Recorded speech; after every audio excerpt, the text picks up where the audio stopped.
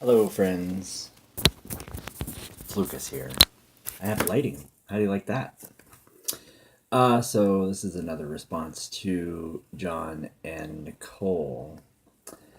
So Jon, I had actually made several videos to you, as I said before, but my phone kept uh, running out of space. And anyway, but you've mentioned so many things that I actually addressed in that video that you never saw. I didn't happen to bring my notebook, so I'm not able to talk about those things. But off the top of my head, here are some things that I wanted to discuss with you, not only from that video, but that have been brought up again in your recent videos.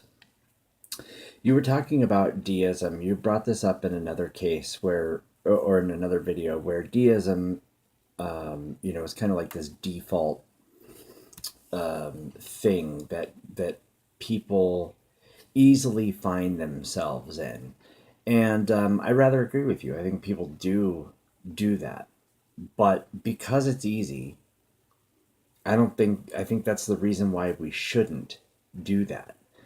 Like, you look at the world and say, wow, it's so big and beautiful and interesting and complex, and where could it come from? How did all this get here? Well, the only answer is God. Well, that is the I mean, that's basically an argument from ignorance. It's actually poor reasoning to assume that it's a God. Richard Dawkins calls it the argument from personal incredulity. I can't believe that this all happened naturally, so it must have just shown up here when God snapped his fingers. But by the way, I mean, that would be cool if an entity or a thing could do that. But if an entity or a thing could do that, and it literally, like, being omnipotent means that it would take no time and no effort to do that. What's the big deal? Like, we measure things, like the wow factor of things, by sort of their impossibility, right? So if we watch Kobe Bryant make a slam dunk, we go, wow, that was a good shot. If we watch a 4-year-old kid make a slam dunk on that same NBA court, we're like, oh my God, mind completely blown, because it was so impossible. What's so special about a God that can just snap his fingers and poof, everything's here? Weird video framing, huh? Um. Okay, so yeah, it's so deism. Yeah, it feels natural, but it's really an argument from ignorance. I don't know how it got here, so I'll just assume that it got here because a God did it. But if you slow down and look at how things work, you had mentioned the trees before. I love the trees. We see a tree, we see that it has seeds. We can watch those seeds fall. We can watch those seeds get carried away by a bird and pooped out, and then another seed will grow, and voila, you have another tree that's slightly different than its parent tree. And that's that's how we should be looking at the world. We should be following the causation. That tree is here because it had a parent, and that other tree is here because it had a parent. Now, how the first thing got here is really hard to extrapolate. And frankly, we don't know, right? The answer is we don't know. Abiogenesis is not a proven thing. It's got some really good evidence, but it's not proven. And even if we found out in a lab that it was entirely possible and this is exactly how it could be done, that wouldn't prove how it was done, right? So we have to be honest about all of our views in that way. But 4.3 billion years, that's the length of time that our solar system and Earth has been here, is a really long time. Um, you had you had asked Oh, you brought up thoughts. Thoughts are immaterial. Yeah. Thoughts are not things. Thoughts are not immaterial. They don't exist. Thoughts are emergent properties of our brains, like sound. A sound is not a a thing. A sound is a property of a vibrating something, a vibrating guitar string, a vibrating vocal cord. It emerges from that thing. We can detect sound, we can create sound, but it is not a thing. Like you said, you can't put sound in a jar. You can't put a thought in a jar. Likewise, without a vocal cord, without a tree falling in the forest, without a guitar string, you're not going to have those sounds. And you can't make them. I mean, we can make them synthetically on computers and stuff, but we can also make thoughts synthetically on computers. Likewise, without a brain, there's no evidence of thoughts. When we talk about things like near death experience and the paranormal and those kinds of things, um, they fail the tests all the time. The paranormal doesn't seem to exist. I mean, first of all, I think the explanation of something that's not normal is a little weak anyway. But what does it mean for something to be paranormal? Because abnormal or not normal or whatever is not what most people mean when they say paranormal, right?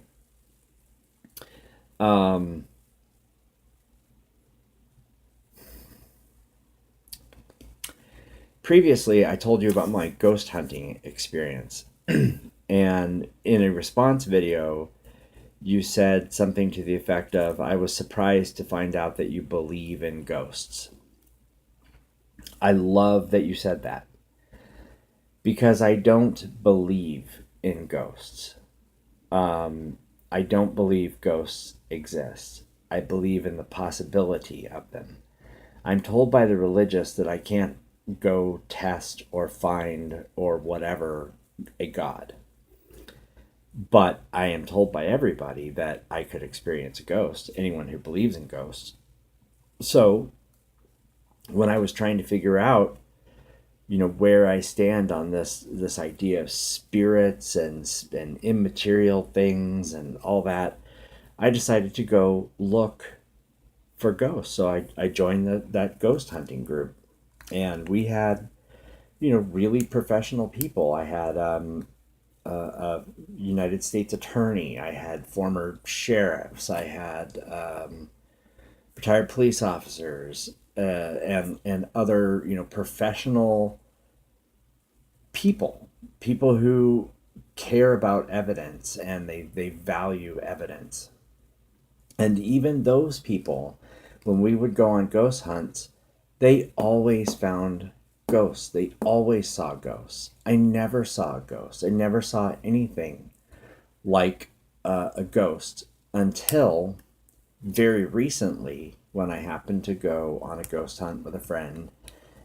And while we were in in this woman's bedroom doing, I forget even what we call it, but it's where we're talking to the ghost, right?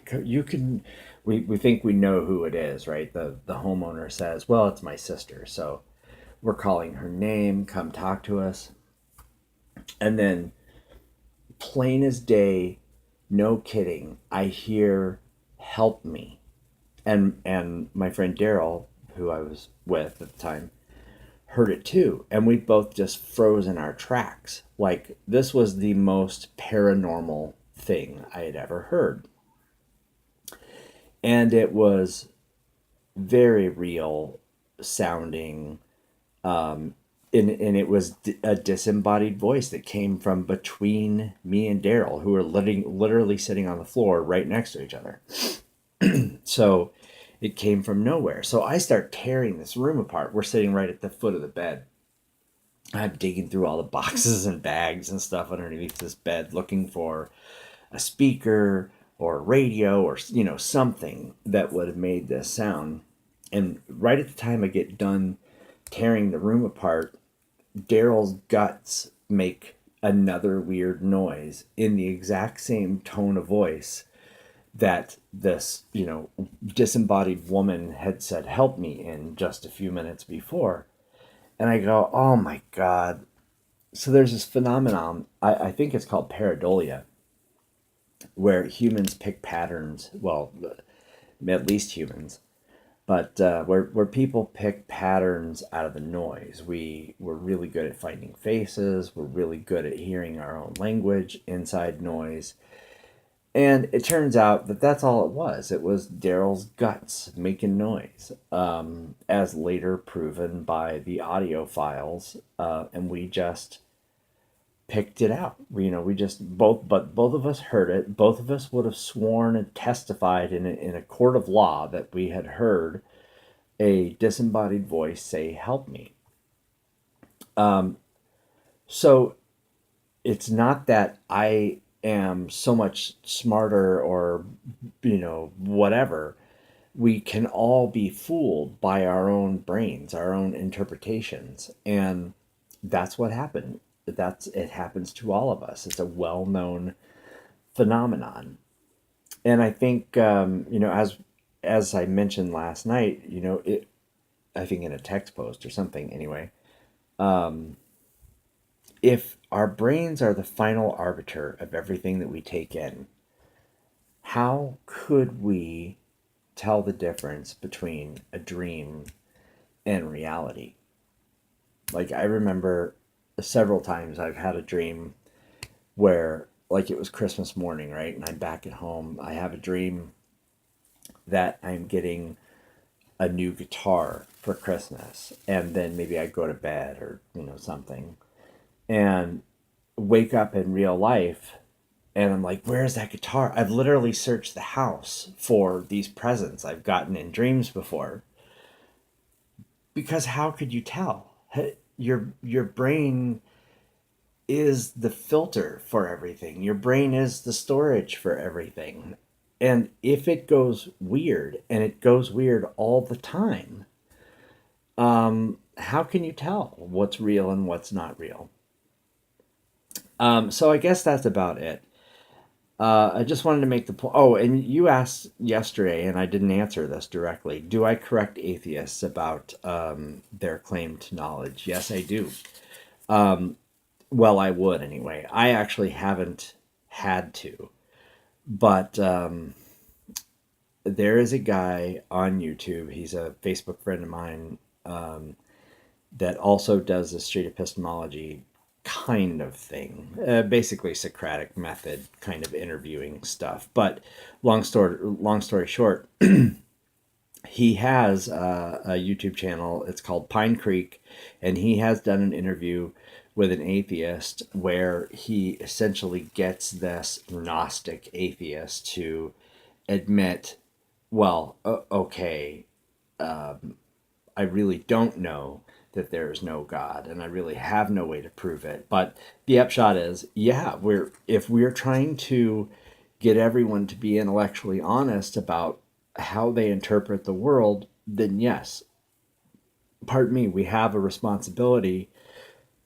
to uphold those sort of values in any way that we can. That goes for religious claims, goes for political claims. I'll just say this briefly. And so yesterday I sort of introduced this scale of belief, right? This 0 is no confidence and all doubt, and 100 is no doubt and all confidence that whatever is true. Do you remember that guy who walked into Pizza Planet, if that's the name of it, in New York? He drove up from like Tennessee or something, walked into this pizza shop that he had heard on the news that had like a sex slavery ring going on in the basement, right? And he went up there with his AR-14 to, quote, investigate. AR-15, whatever, AR-14. He went up there with his AR-15 to quote investigate, and 220, 221 doesn't matter, and the point is that he believed that story to such a high degree of confidence that it would motivate him to go in to not only make that trip with his gun, but to take it in and to shoot it off in that pizza place. That's a high level of confidence. I suspect that you have at least that level of confidence in the belief in God. And I have the opposite level of confidence in the belief in God. Like, I would not get in the car and drive to New York because somebody told me that God was staying in the basement of this pizza place. And if I would just go up there, I would meet him. Whereas I think you might. And so, anyway, I think that's about it. Have a good day.